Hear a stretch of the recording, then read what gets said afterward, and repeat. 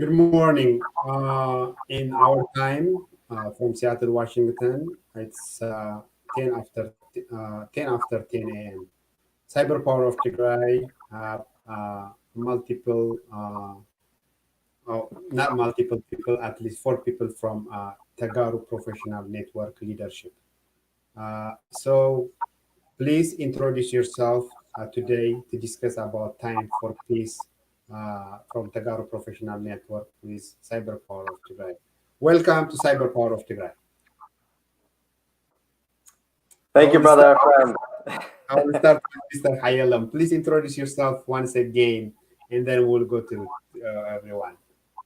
Absolutely. Just as a quick introduction, hi, Alam Tadessa, and I am a part of the leadership team with the Tegaru Professional Network at the national level. So really excited to be here. And Brother Efrem, really thank you for the opportunity for our voices to be heard, but more importantly, to ensure that the voices of millions of our Tigrayans, Ethiopians, and just the general population, for their voices to be heard as well. Because if we don't do something and intervene at this point, it's going to be catastrophic. And it's on us who are in a very comfortable place right now to make sure we are very loud and clear on where we stand. Thank you. Peter, please. Hi, my name is Petro Shumi. I'm from Atlanta, Georgia. I'm a software engineer, and I was recently connected with the Tigray Professional Network by Caleb Teklemariam.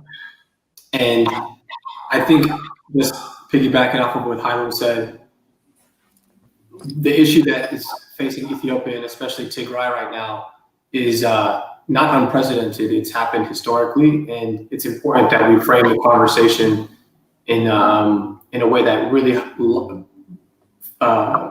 pushes a light on many of the people who don't have a voice right now due to the media blackout that's going on in Tigray. Great. Mimi Marhawi, that's fine. Thank you for having me. My name is Mahawait. I am from Baltimore, Maryland.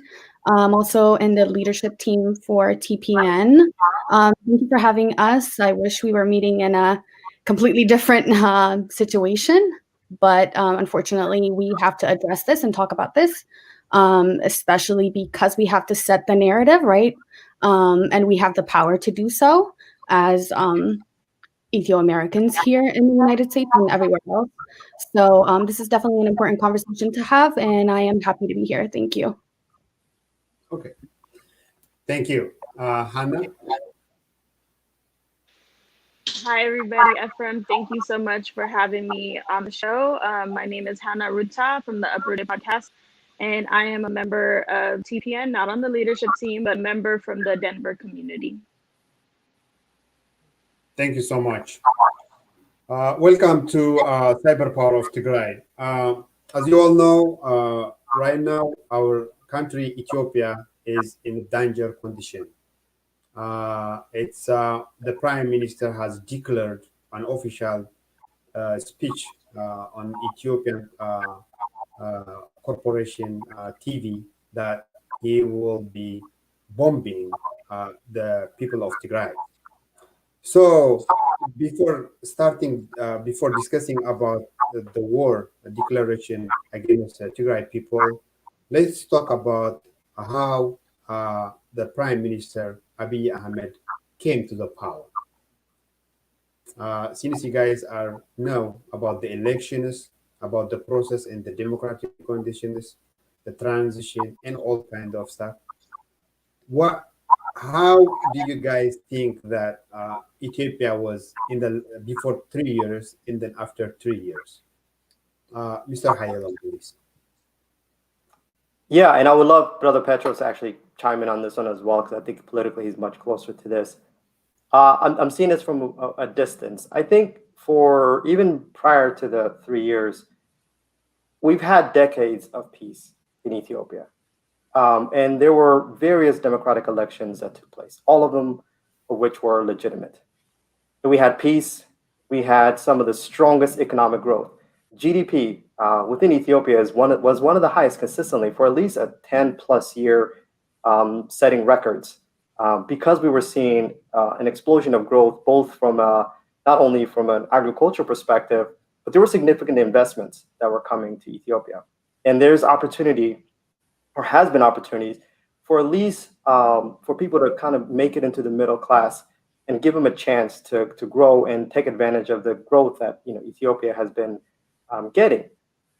But I think after the transition, you did have momentary of peace, where the prime minister, after receiving his Nobel Peace Prize, there was a chance, there was hope. But what we have seen slowly over time, the last couple of years, is that peace and that coalition of trying to bring everybody together that gave him the accolades of that Nobel Peace Prize slowly deteriorate. And you're seeing fractions over time. And recently you had 97 or close to 90+% of the people of Tigray actually legitimately vote and choose their voice, choose their government. And I think that created a sense of fear or whatever the case may be. I don't know what the underlying factors are. But because of that constriction, I think what you're seeing now is a pushback from the prime minister. And it's really sad to see because now he's trying to delegitimize a democratic voting process that took place. And typically war or putting civilian lives at risk should be the last resort. And that doesn't seem to be the case here. And I think we have to think about that for a moment. There are 111 million, including children, million children in Ethiopia today. Instead of finding ways to broker peace and find common ground, instead of that, we have communications that are being disrupted. Tigray is actually going through somewhat of a difficult process from the farming perspective. Now aid is going to be cut off. Like every one of us remembers what happened in the 70s and 80s, where we had a significant drought, where millions of our peoples were impacted. To purposely cut off also aid at this point in time, and then move an inch closer and closer to a civil war that destroyed our country, which every single one of us are aware of that. Like my parents, they migrated from Ethiopia, from Tigray to Sudan because there was civil war when they were kids.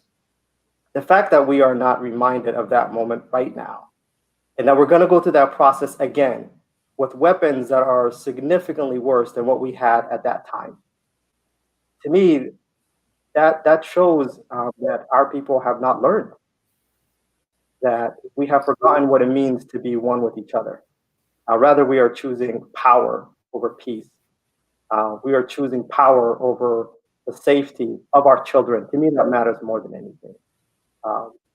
Who's going to protect them if this war does break out? Who's going to be there to provide for them? And I think we have to figure out how to step back and ensure that we have a coalition of people that are going to come together and say, we need to talk. We don't need to have this war. It is absolutely useless. It serves no one. It serves no purpose whatsoever other than destroying millions of lives and destabilizing an entire continent. So for me, the fact that a legitimate democratic process was in play, and then there is now the power to try to grasp that and push back against what was legitimate, is something that we all need to be in unison. I don't care what part of Ethiopia you're from. This is something we got to fight for together. Yes, the same question, Mr. Shomi. What do you think about this, the last 3 years, and how he came to the power to meet Prime Minister Abiy Ahmed? So I'm going to give this chance for Peter, Brother Peter. You can unmute yourself and continue to that. Yeah, so since Abai's premiership, at least initially, there was a lot of hope amongst the international community, and in Ethiopia especially, that there would be significant reforms, especially economic reforms, which people felt like were really needed in the country in order to move past the more of the inequalities that were seen in some of the regions under the EPDRF. Unfortunately, however, soon after Abai's coronation by the international community with a Nobel Peace Prize by recognizing his peace deal, quote unquote, with Isaias Afwerki, who's an autocrat, an authoritarian leader who's been in power for quite considerable time. He moved to suppress dissent and arrest most of his opposition, especially in the south of Ethiopia, and use coronavirus as a pretext to cancel elections and never placed a date on those elections. And the international community was really slow to acknowledge that this is really turning into a really big regional crisis in the region, because Ethiopia is seen as a bulwark against many of the destabilities that are occurring across Africa. And just to go back to your question for a moment, with regard to the progress made under the EPDRF, at least economically, on a macro level, there was progress, as evidenced by the IMF and the World Bank's data, and it's publicly available. However, the instability that's caused due to all of this new ethnic conflict that's arisen since Abai's premiership, especially since he's canceled the elections and arrested his dissenting opinions, is not good for the economy of Ethiopia. And I know many Ethiopians may believe that this will be a quick surgical strike, as per se by the Premier Abai, Dr. Abai. It won't, and it hasn't been. And there's historical context that proves that this will not be a quick and easy war. And so I think the conversation, at least for me and the Tigrayan community at large, needs to be focused on that. It needs to be focused on establishing that there is not a currently elected prime minister of any capacity of Ethiopia right now. And the decision to wage war in Tigray is a part of a larger concerted strategy to consolidate power and dissolve the federation. Great, thank you. Mimi, you can unmute yourself and continue to talk. Thank you. I guess to piggyback off of what Hayalom and Peter have mentioned, let's talk about facts. The facts are economically, before Abe, there has been significant increase in economic growth, right? For decades, double-digit growth. So we cannot deny that fact.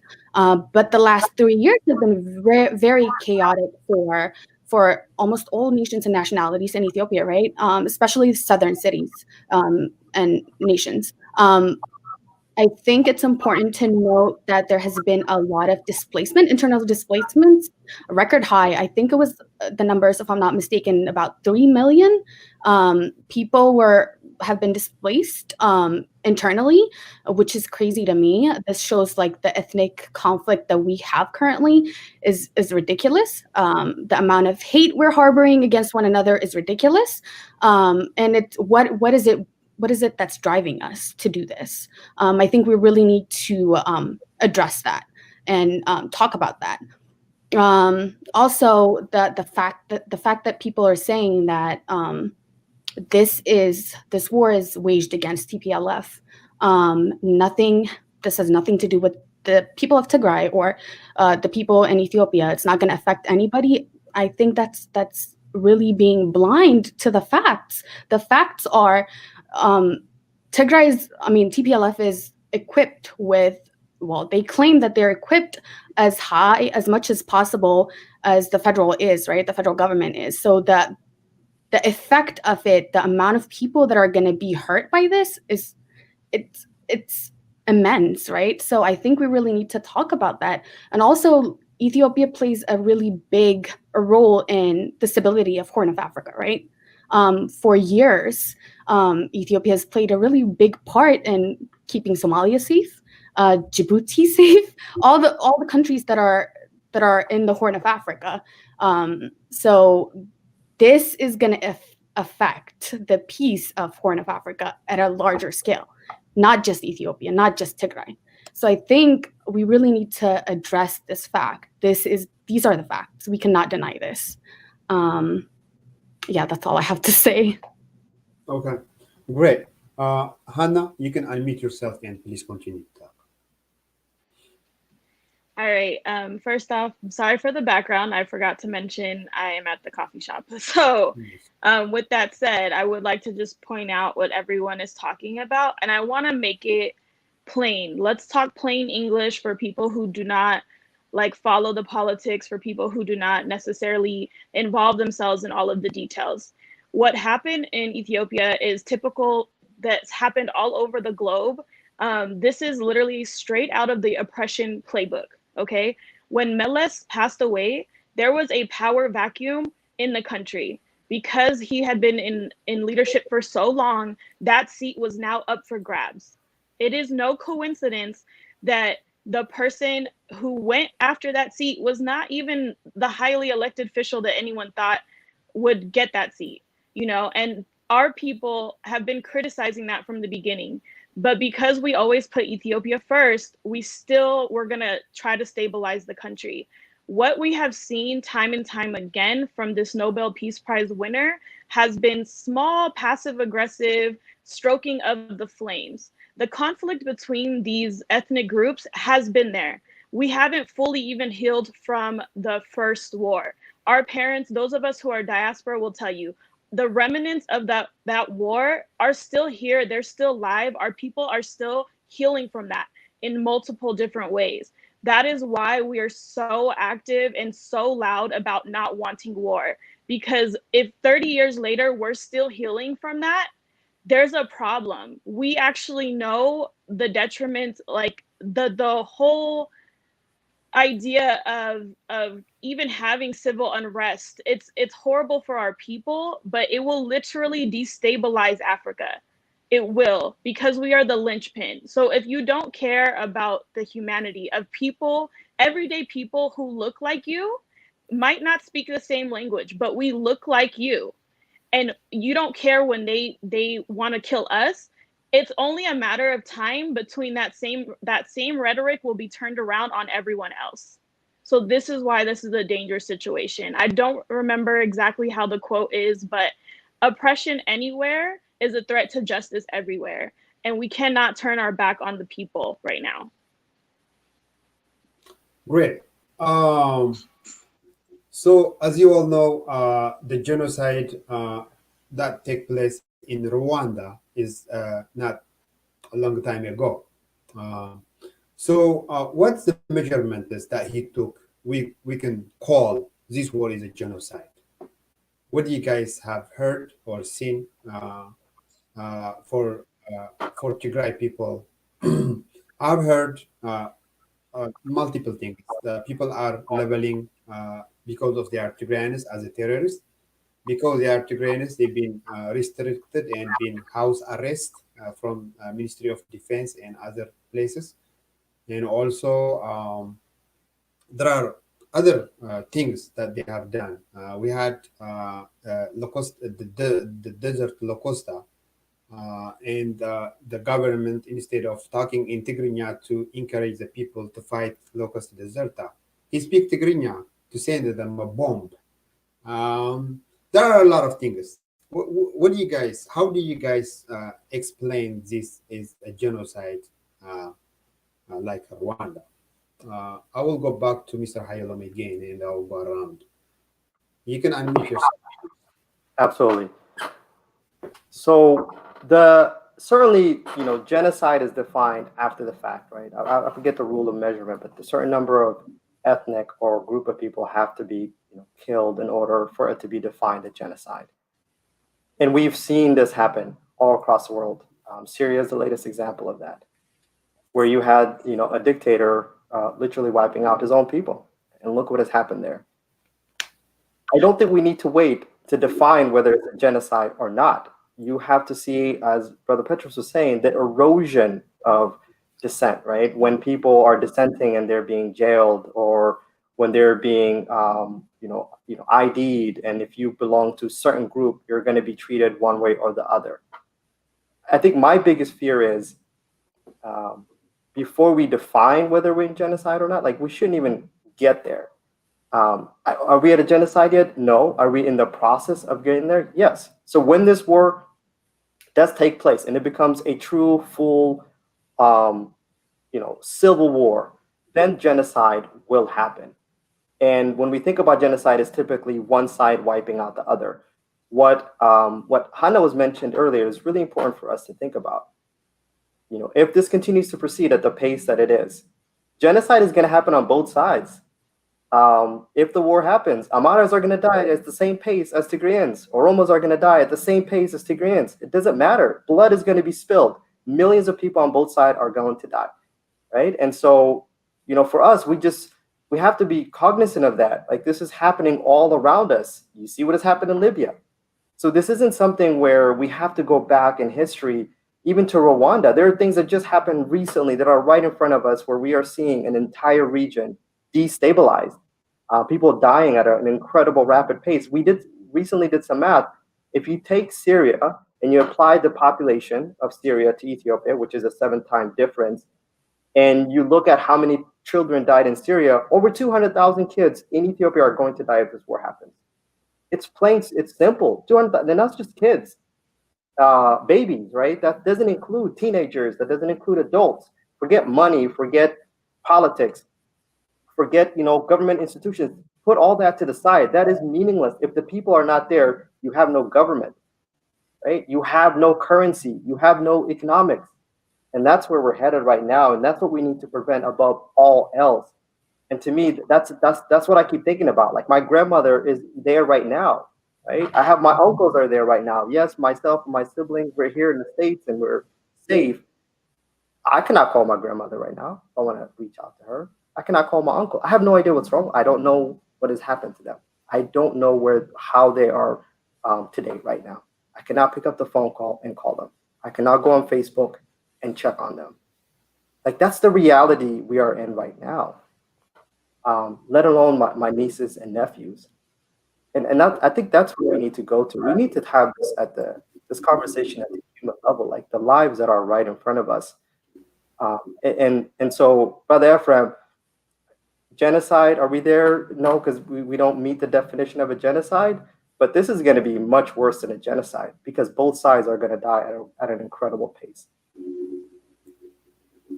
Great. Okay. Peter, do you have any idea in this topic? You can unmute yourself and continue to talk, please. Yeah, I think as Tigrayans, we are familiar with the definition of genocide, and because we've experienced it. I think it's very important, as Hylam was saying, to make sure that we do not deny the erosion of democratic norms and freedoms that lead to genocide. Are we at a genocide yet? In my opinion, no, I do not believe we've met the criteria. But I would say this, I do believe that we are having a civil war. I don't think the conversation is we should stop a war that is coming. I believe that the war is occurring today. And I think many people are still speaking as if there is the possibility of a war. But this is war. And there's a significant distinction that needs to be made, because at this point, if there isn't an immediate ceasefire and cessation of arms between both of the factions, between the TPLF, Tigray, and the EDF and Abai's factions, this war is going to drag on. It's going to drag on and drag on and drag on. I don't need to give anybody a history lesson, but typically when forces enter into Tigray, their wars aren't really short. They're never really brief wars, as previous to the Derg, you know, and the 17-year airstrikes, and before him, Haile Selassie, and, you know, the Italians, these conflicts, and I believe this is the idea that many Ethiopians believe, that it will be some sort of surgical striking done just to remove the current governance of the people, which were democratically elected, as Hylam was mentioning earlier. And I think with regard to those actions, we have to acknowledge that these are war crimes. So when Abai attacks Mekelle and goes on the Amhara broadcasting and says that there was a surgical strike with no third party or independent reporting allowed because of the media blackout, that constitutes as a war crime. And until many more Ethiopians understand that, they will fail to realize that this battle will not just stay in Mekelle. This will reach Gondar, this will reach Addis, and many more lives, like Hylam said, will be affected. And hopefully it does not get to that point, but Abai must stop this invasion of Tigray and these attacks on these airstrikes on Mekelle and the wider region. Many people understand that there's been airstrikes in Mekelle, but they don't know that in the western region, there's also been reports of airstrikes. This is a war that's being fought across the region of Tigray. And if that is still not understanding, I don't know what we can do in terms of getting more Ethiopians to understand why this is going to be so detrimental going forward. Okay, Mimi, continue, please.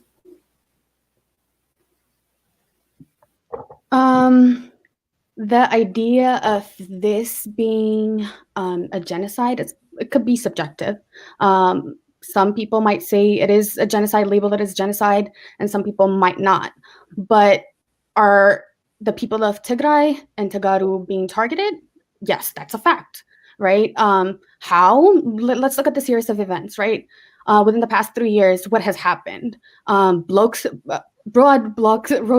to Tigray have been happening, right? In the hopes of starving the people of Tigray, as if we don't have the agricultural ability to feed our people.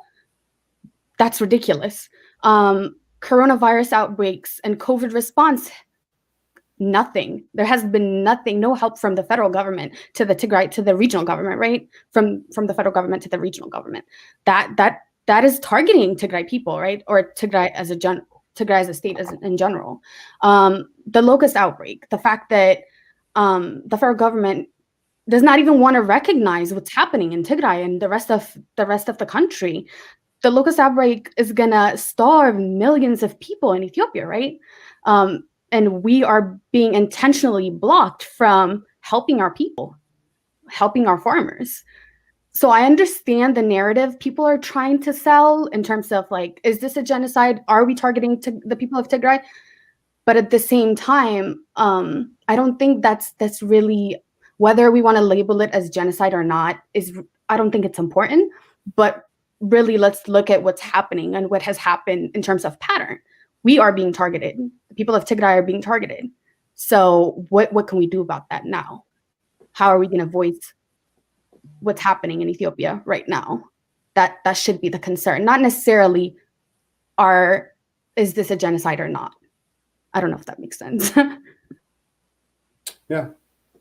Okay, Hannah, you can unmute yourself, please. Thank you. Thank you. I feel like everyone made some really, really good points. So I guess I'll just speak from the people who might not fully understand, because I'm new to this as well. There's just some simple math that we can do here. It's not just going to be a genocide of Tegaru people. It will become a genocide of anyone who opposes him. And you can put this together by just piecing a couple of steps, right? If there is a conflict in Oromia, right, and you have troops there, right, to ease tension, to ease conflict, because you are trying to stop it from escalating, why then do you remove those troops and send them to Tigray? You are leaving vulnerable people open to attack. And so now what happens is, while he is actually formally declaring war on Tigray and formally attacking us and showing the world that he's attacking us, when nobody says anything and nobody stands up for them, and us really, right, because we're still a part of Tigray, whether we're on the soil or not, it just gives room for him to turn around and be able to do that to the next group. And it's not gonna, like, you don't need to crunch the numbers. Those numbers are devastating, Hayalom, that you shared. You don't even have to crunch the numbers to know that innocent people will die. There's no way that you do airstrikes and you just happen to only hit the people you were targeting. That's just not feasible. We live in communities. It's simple math. Just look at the map. A lot of people are going to die. You cannot target one house and not hit all the houses around it. If Tigray falls, we are the warriors on the border. What do you think you do to Ethiopia? You open us up to attacks from all sides. You leave us vulnerable. And that's just simply not a smart strategic move. So who's the only one who wins here? Because if Ethiopia loses, who stays in power? That's the type of question you really need to be asking if you want to understand why we're using language like genocide, whether that we are there or not, whether we meet the criteria or not. It's typical strategy of someone who is trying to take over. Great. Hey, brother Ephraim, may I mention Yeah. something to what Hannah, which is the math, right? And this is the U.S. government. Okay, this is a more regulated type of airstrikes that they have. And I read this a while back, and hopefully it's still accurate to today. When they do a surgical, quote unquote, surgical airstrike, when they want to take out a terrorist or whoever they define as somebody that's an enemy, they allow up to 50 people to die for that one person. That is allowed in the definition. That means you are not outside the boundaries of committing a war crime, and that's in a regulated where the international community is watching. Now, what happens when it's unregulated, right? And that's what we're talking about, right? And this is not surgical, and this isn't a. And I want to, for the international communities and for those who are here in the States and for those who are not close to the ground as well, this is what's happening right now. So in the US, we just had an election, okay? We have a new president now. If Trump all of a sudden says, I don't want to give up my power, Pennsylvania was a deciding factor. I'm going to go and destroy Pennsylvania. That is literally what is happening right now.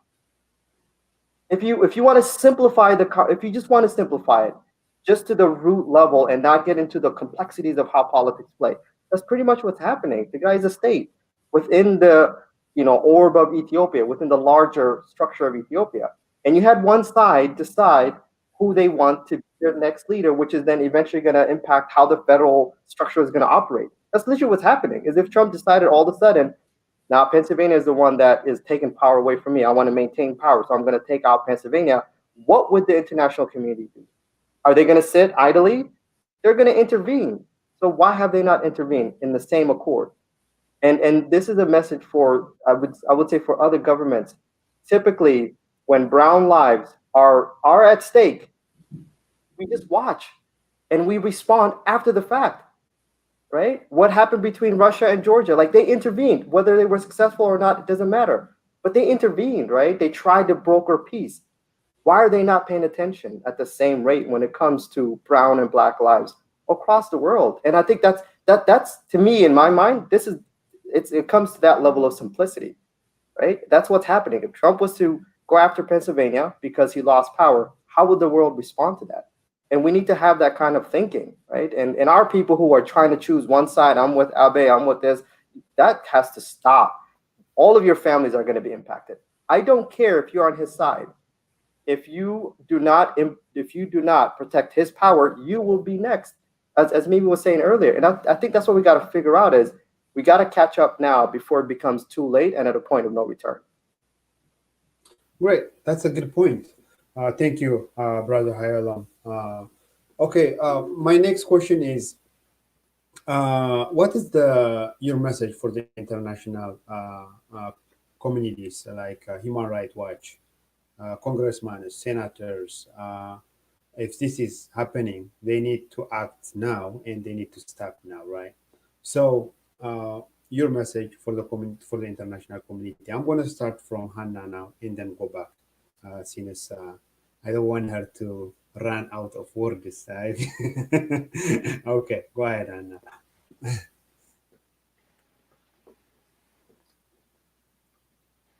Okay, thank you. I want to just speak to the humanity. I think that 2020 has really kind of shifted people's perspective. And those of us that are diaspora in the US have lived with chaos for 4 years, to the point where we started seeing people with their labels of their political parties and forgot that they're still human beings. And when we forget our humanity, that's when we let crisis like this happen. This is how innocent people lose their lives, because we stop seeing each other and we start seeing each other as numbers, as territories, as political votes, as a means to an end that we don't even agree with. And it's so depressing and it's so sad. And yes, we are, working hard. We're trying to be the voice for the voiceless right now. But best believe our people are not new to this. We will prevail. We will continue to fight. And we're not going to go down just saying, okay, fine, you're right. You can go ahead and roll over us. Like, no, we're human beings. We matter, and we're going to fight for our survival. Great. Mimi, please. I guess my message would be, this is real. This is happening.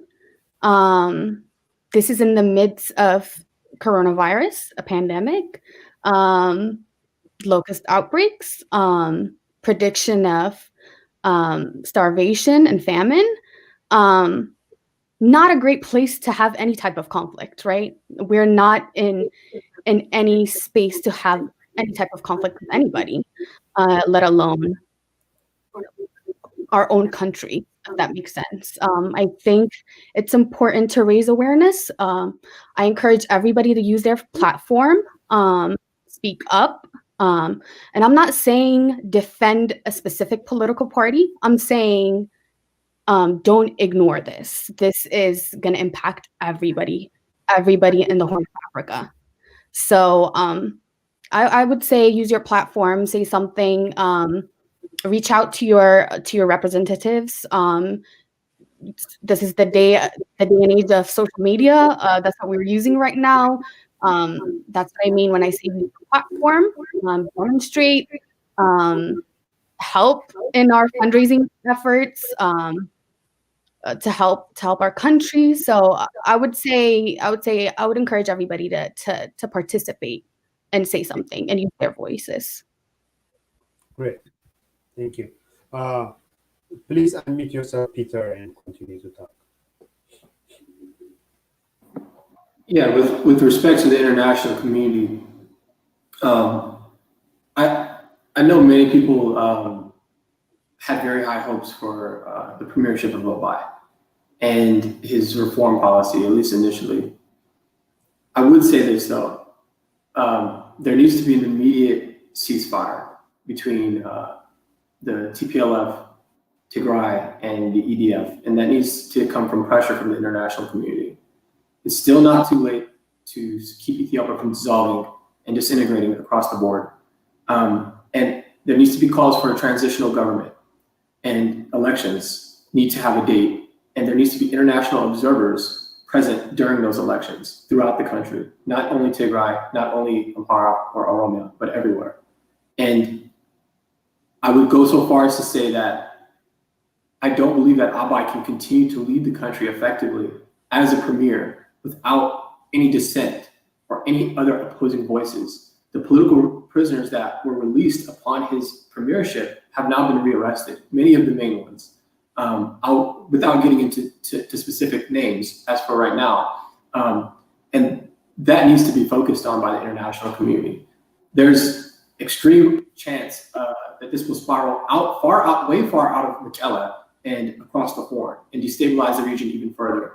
And by then it'll be far too late to change many of the externalities that are going to occur. And so that would be my message to the international community. Thank you. You guys have mentioned very good points. Mr. Hayalam, please continue to Absolutely. The team has done a phenomenal job of capturing what we need to do. I think the first thing is don't wait until it's too late.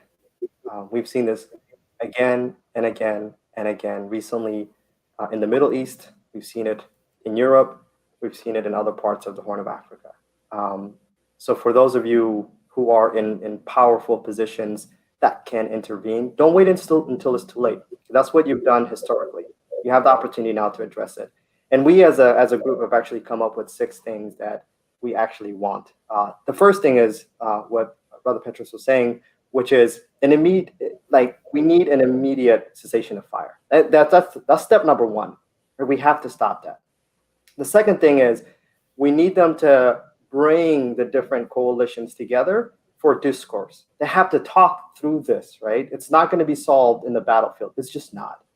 It can only be solved through negotiations. And then the third one is also we need a transition. right, of leadership. We have to have the democratic process back in place. The fourth one is we have to condemn the prime minister. Whether you like him or not, it doesn't matter. Like, anytime you provoke and you are willing to kill your own people, right? As a federal government, Tigray is its own people too, right? It's under the umbrella of Ethiopia. Anybody that is willing to kill their own people needs to be condemned. And so we have to condemn it, and the international communities need to condemn what is happening at this point in time. And also, we need to release the detainees, because I think what that does is, and the journalists, what that does is it shows that we need to restore that democratic process, and we need to bring trust back to the people, and we need to bring trust back to the government, so that in the next, whenever there's a transition, at least we can trust that process. And then finally, we need to restore communication. None of us internationally are able to reach out to our family members. And unless we restore communication, we're not going to be able to see what's on the ground. We're not able to see truly what's happening right there and there. And whether it's, phone or whether it is social media, we have to have that.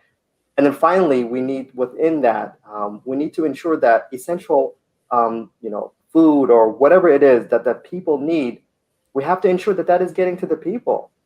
Because yes, we may have enough food to store. If this goes for a prolonged period of time, it's not just guns that's going to kill people.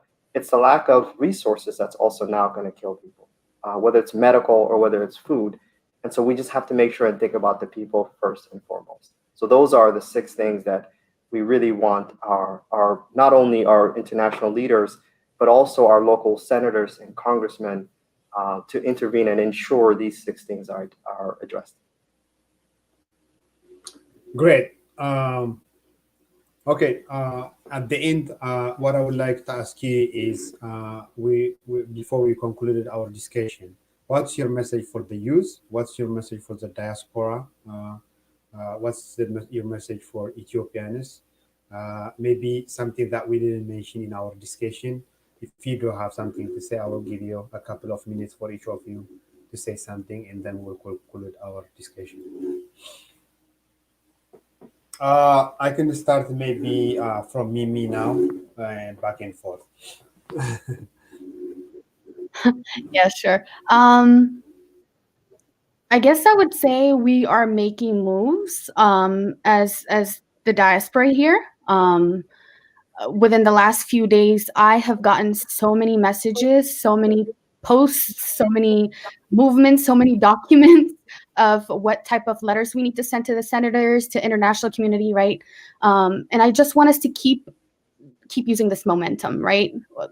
Unless we do this, there's not going to be much change. So I would say use your voice, contribute as much as you can, however you can, whether it's through, again, social media, preparing documents, participating in however you are able to, whether it's fundraising or joining some type of group, support groups, whatever it is, do what you can. Stop being complacent. That's all I'm going to say to everybody that's going to be impacted in this, everybody that's, you would think a lot of people would say something in terms of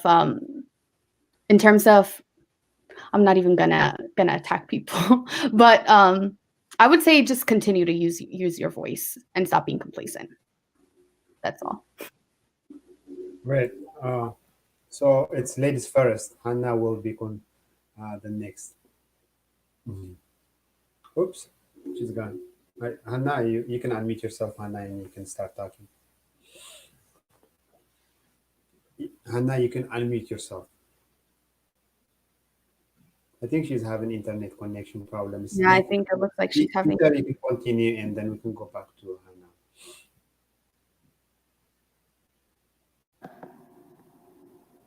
Okay. Can you guys hear me? Yeah. Okay. So for the youth, I would say that make sure that you're spreading the message, right? Because in the diaspora, especially, we have friends who are not only Tigrayan but of Oromia, Sidamo, Afar, Somali, Amhara, of course, and many other regions that don't get mentioned frequently enough. But it's so important that we relay that this is not going to be a war that is restricted to Mekelle and Tigray. This war will spread throughout Ethiopia. It will come to Addis. It will come to Gondar. It will come to many of the other regions. If they stay silent and continue to implicitly support Abai's autocratic maneuvering in the Tigrayan region, in Oromia, there is no context or pretext, I should say, that leads me to believe that there will be a more stable region, a stable Ethiopia, and going so far as to say that I don't actually think that Abai has intentions of holding elections anytime in the near future. And I think all of these points that everyone is making are excellent, and it's really important that we communicate not only to our Tigrayan brothers and sisters, but to all of our Ethiopian brothers and sisters to acknowledge what is happening is wrong and use their voice. Do not be complicit, and do not implicitly support someone who is attacking their own people. And that would be my message to the youth. Great. Thank you. If Hannah can hear me, you can continue. Otherwise, Hannah is gone now. Okay. Hayalam, please continue. Absolutely. I think the first thing I'll start with is Brother Ephraim, Brother Petros, and Mimi, as well as Sister Hannah. I want to just first thank you all for, one, contributing to this conversation, and then Brother Ephraim for giving us the platform to actually voice our concerns and also our dissent to this, because we don't agree with how things are progressing. And I think my message to the youth and all those who are in diaspora is this. The first thing I want you to think about is, don't wait until your family's death comes knocking at your door to shed tears. It's only a matter of time. You need to act now before that happens. The second thing is, if this progressively gets worse, you will have no home to go back to. You will not visit your family in the summer. You will not visit them in the winter. You will not be able to hug your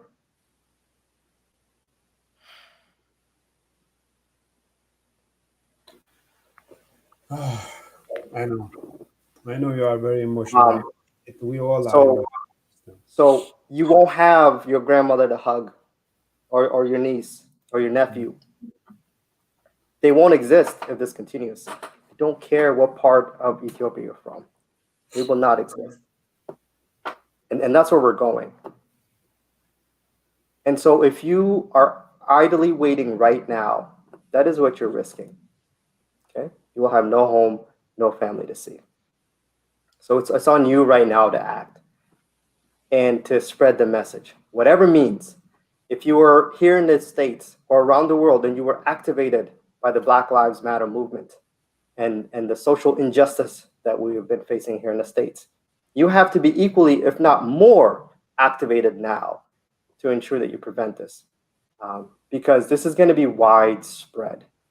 And I agree, this is, if you're in Kenya, if you're in Djibouti, if you're in Somalia, if you're anywhere near the Horn of Africa, even if you're in South Africa, this is going to have cascading impact and effect. And so we have to do this, and we have the power now. We have social media. So I urge you all to post to ensure that you're sharing this. If you're on LinkedIn, share with all your business contacts. If you are Twitter, blast away and ensure that everybody that you know and tag whoever you need to. If you're on Facebook, this is the only way. Is the message has to carry on, and we have to have enough people that care and enough people that are aware, so that I have not been back home yet since I've left, so that I can go back home and hug my grandmother. And I know you want to do that as well. And this is the only way we're going to do that, is by stopping this and ensure people and adults sit down and actually talk and stop being fire trigger happy. Thank you so much. You made me cry too. It's very it worries me. We want to lose a lot of people. They are sending fire, and Tigray was the only state that was holding the peace. And I don't know who is betraying the country right now. They are betraying. I don't know the betrayal. I mean, how could you do that to your own people in your own country?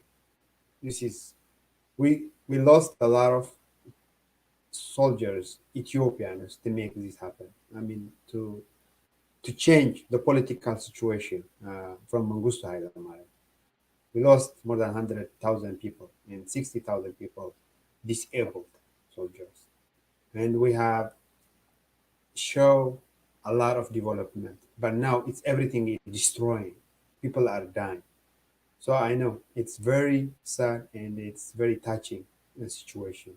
Um, Hannah, please say something if you have something to this topic, and then we're gonna conclude our discussion. And I hope Yeah. everybody is gonna share this and we can make the target. Thank you. Hannah. Yeah, my apologies. I'm on my phone. Somebody tried to call me and I got disconnected. I would just like to say, and I want to honestly encourage not just the youth, but anyone who has a heart. Like, you don't have to have all the right answers. You don't have to agree or disagree with anybody. If we can all just get behind that nobody deserves to die because they disagree with you, like at just on a human fundamental, like a very basic level, like I bleed the same way that you bleed. I care about my family the same way that you care about your family. So use your voice just like we use our vote. Like, your vote matters, your voice matters too. Don't let anybody silence you. We're not asking you to agree with any specific ideology. We're asking you on a human level to condemn war, to stop innocent people from dying. And that's the only thing you need to understand if you don't want to understand everything else and all the other reasons why this matters. Well said. Great. Thank you so much for being with Cyber Power of Tigray, Mr. Hayalam, Mimi, Peter, Hannah. You guys are awesome. You guys are the best. You have relay your strong messages to the world. I hope this message will be heard, and then everybody will share this until we stop this genocide war or whatever civil war in between in between Ethiopians. Nothing. We are all brothers. I have family from Amhara. To tell you, to be honest, no one is only Tigray. My cousin has a Gurage husband, and my uncle has Oromo wife, and my cousin in Canada, his wife is also Oromo, and the Walaita, my aunt lives in Awasa, and her husband is Sidama. It's just confusing. We are just killing each other. I have an aunt who has a husband from Amhara, from Wollo. They are actually here in live in Texas.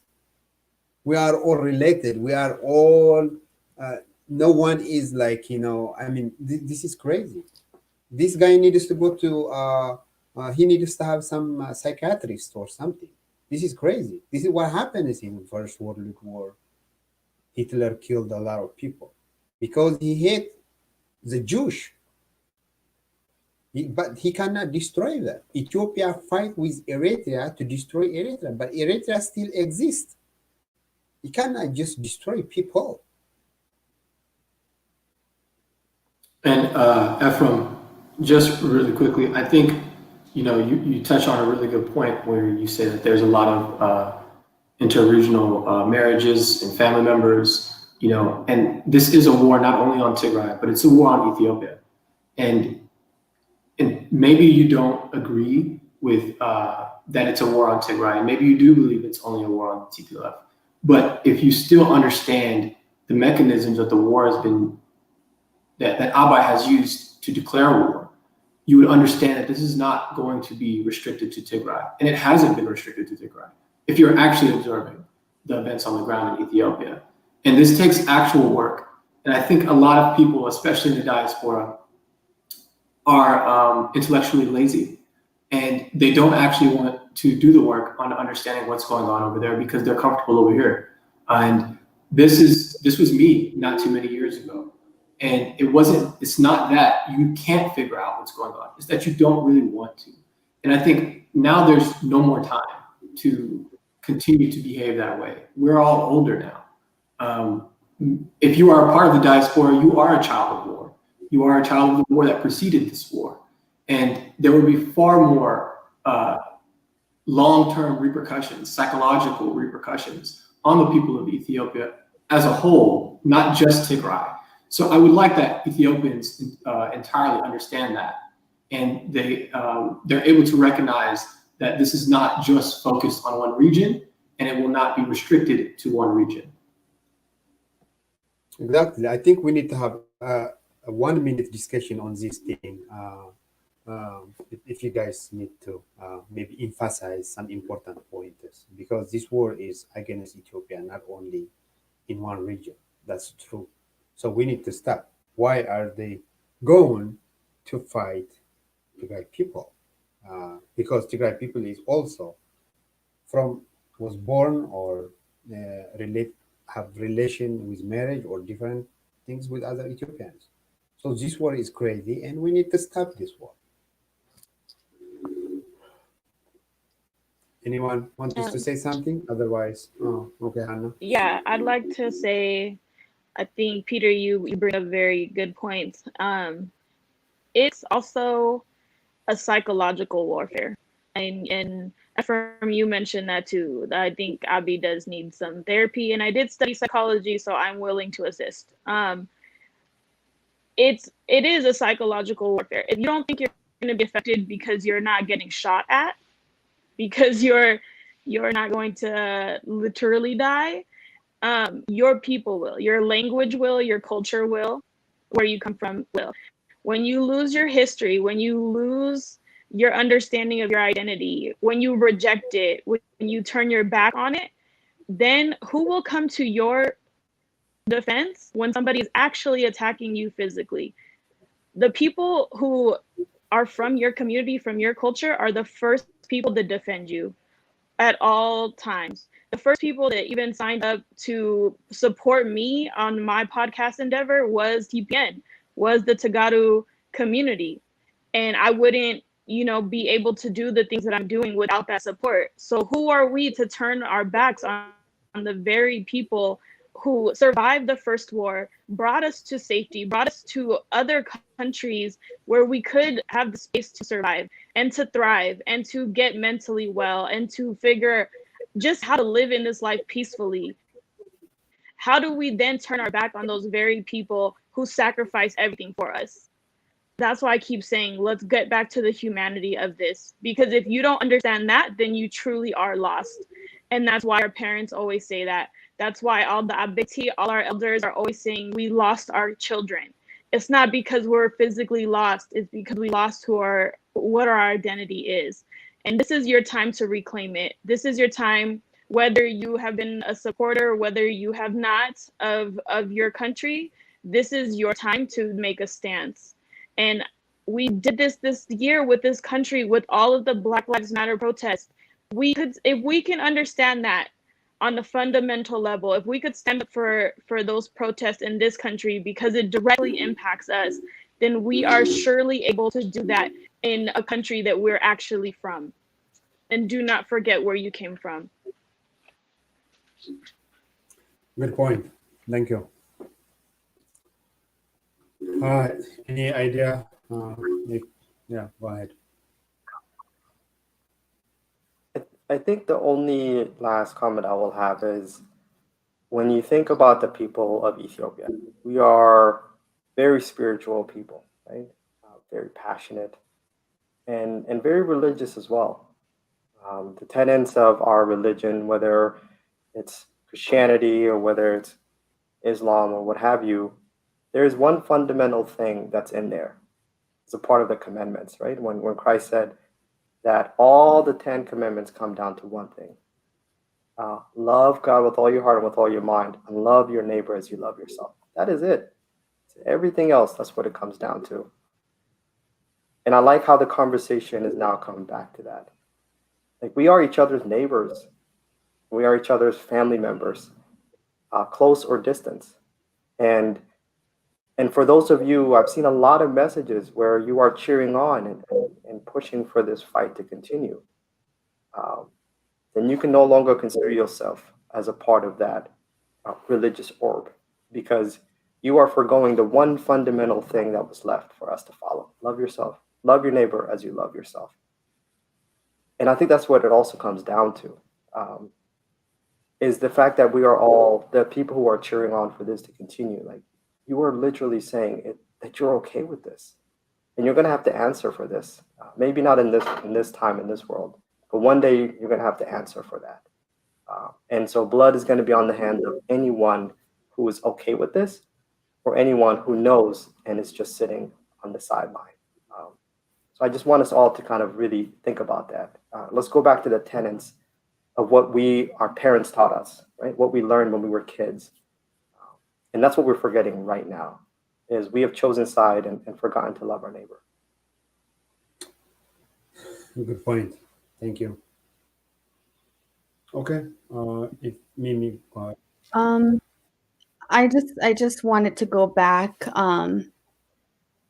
to how much of how traumatized people back home are right now, especially in Tigray, because this is not new for us, right? Our president or prime minister, our leader, telling us that they're going to bomb us, aerial strike us. Imagine how traumatizing that is, especially when you have experienced it before and not necessarily have the opportunity to heal from it, right? So this is like a cycle for people back home right now. I just wanted to emphasize that. And also for the people that are cheering on war, whether you are saying that this is just about TPLF, whether you think this is not going to affect you, I just want you to really dig deep down and see, really reevaluate your values, right? What do you stand for? Who are you? Is this really right? Do you really think this is right? Do you think people dying is right? And for the people that are going against people that are standing for war, maybe talking to them or wasting their time, I would say leave it alone, honestly. Just stand up for your people, do what you can, advocate for your people, stop being complacent. Don't entertain people that are cheering on the war, honestly. And yeah, I'm very inspired by a lot of people that have been speaking up. It kind of warms my heart. This is completely a different struggle, a different view of struggle here, right? As a diaspora, given the opportunities we have, but at the same time, I see the inner fighter in everybody that has been speaking up, and I'm inspired by that. So I just want us to continue that. Yeah, that's all I have. Thank you for giving us this opportunity to talk about this. thank you. Yeah, you have made a good point. I hope this everybody can understand what's going on and share this thing until we stop this. This is not going to be our first discussion. We will have more discussion. We'll invite more people. We will have more. People are dying, and we're not going to stop, like, fighting until we make our target, until we stop the war. So people are having amputation in their legs now. People are suffering in pain. It's bombing. They are giving them bombing. They are telling them in their own language that we're going to send a strike of air forces, and the people are already traumatized. They've been went through a lot, and they've been and this is a backlash of maybe a 40, 50 years back from Derg, from Mongusto Hailemariam. In my life, I was there. When I was fighting Mongusto Hailemariam, I was 13 years old, so I joined TPLF, and I know the war. I didn't know war in TV or something. I was there myself. I have endured. I have bullet, a Russian built bullet in my body, and I know how bad the war is. I have lost my best friends, teenager friends. This is not we're not joking. We're not just like, we are killing each other. And people at this time, who's going to give them painkiller? Who's going to pick them up when airplanes are striking from the air? Who's going to give them blood? They need blood. Who's going to transport them to the hospital? Where is going to be the hospital? And on top of that, we have COVID-19. They have virus. They have desert locusta. They've been blocked for 3 years, their main road. They don't have enough transportation or gasoline to transport injured people from place to places. This is not okay. This is so dangerous. You cannot do this to your own people. I am so sick. I feel nauseated when I think about this inside me. We have concluded our discussion. Thank you so much for having me. Cyber Power of Tigray is your media. Please share and send other people who want to discuss with me. I will have open discussion today and every day until we stop this war in Ethiopia. Thank you so much.